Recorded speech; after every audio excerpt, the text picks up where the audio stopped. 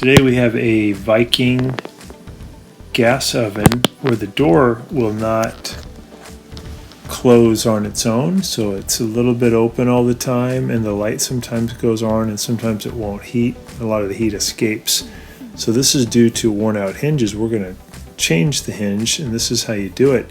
This is a little bit different from most Viking ovens. Most Viking ovens, the hinge assembly is located inside the oven cavity.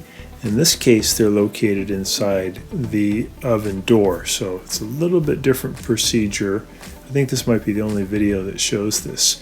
There's little pins that come with the new hinges, and here we can see the part number for the hinges. We'll put a link in the video or in the description below the video so you can order these hinges. Hey guys, can you take just a second to click on the subscription link below? It really helps our channel, and also the bell notification, so every time we make a new video we can send it right to you. We make a new video about once every week. Really appreciate that, and if you give us a thumbs up, it'd be great. Thank you. And you always want to replace both hinges at the same time, even though only one might be worn out. So we're putting these little pins in the holes, and we're going to remove these two plates on the right and left hand side. They're only held in by one Phillips head screw. So we'll take out the Phillips head screw, and we can take these little plates off. And then with the pins in position, as we close the door to about 30 degrees, we'll be able to pull the door right out of the oven cavity.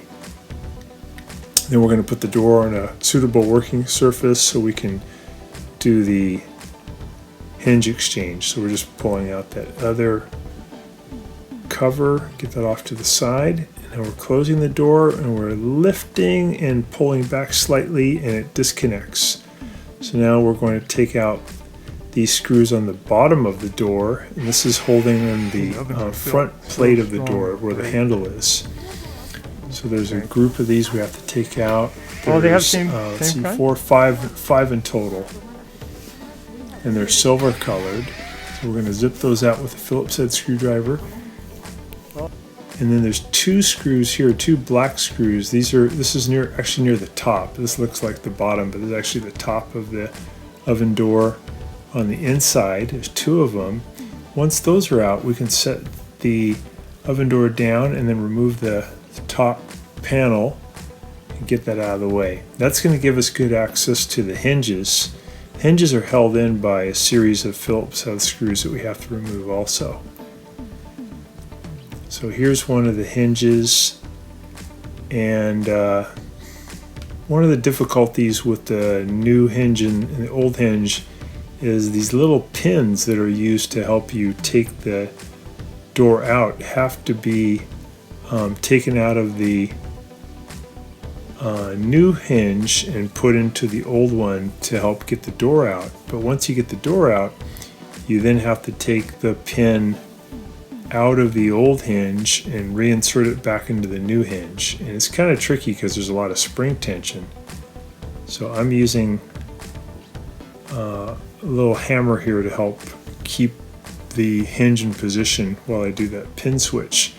Now I'm putting the new hinge into position, and I'm adding a Phillips head screw here at the top of the hinge to attach it to the door. So it's held in by three screws, one here at the top and then a couple at the bottom.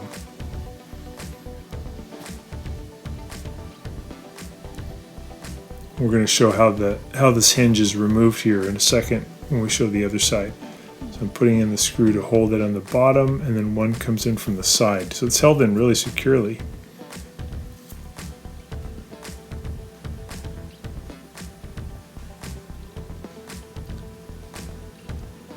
And actually there's one more on the side at the top. So a lot of screws holding that in. Get that one tight. And we'll switch over to the other side. That one's all ready to go.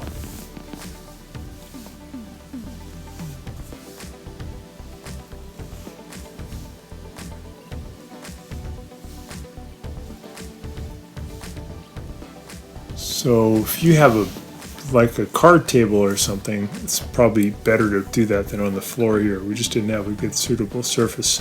So this is the old one. We're going to take it out. This shows you how to take the old one out. You have to just zip out those Phillips head screws. One on the bottom, one on the side.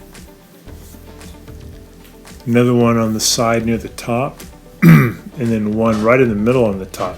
And once those are out, you can just pull that whole hinge out. You can see on this hinge near the top, the spring is pretty messed up. So that comes out, and then there's a bracket on there that we have to remove, a Phillips head screw, and take that bracket and switch it over to the new hinge because it doesn't come with that bracket.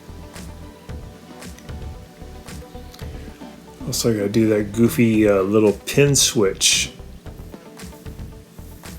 because that's what's holding the spring out in a position where I can work with it.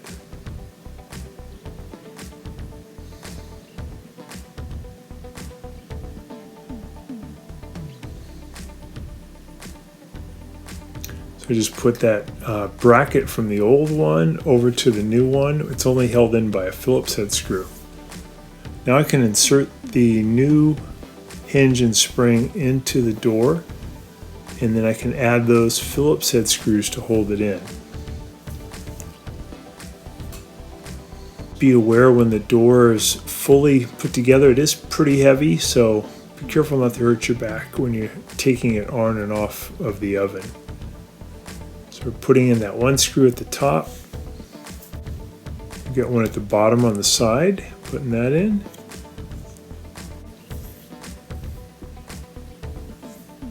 One on the side near the top.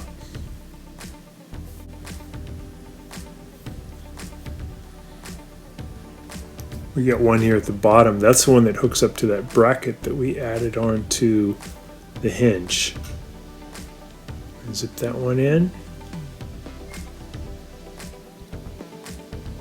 Get this one on the side.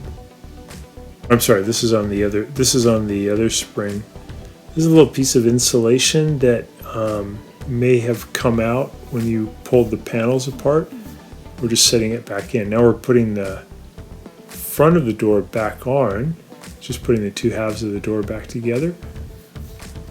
And we're trying to line up the bottom correctly. Then we're going to add in those 5 silver screws on the bottom to hold the bottom part on.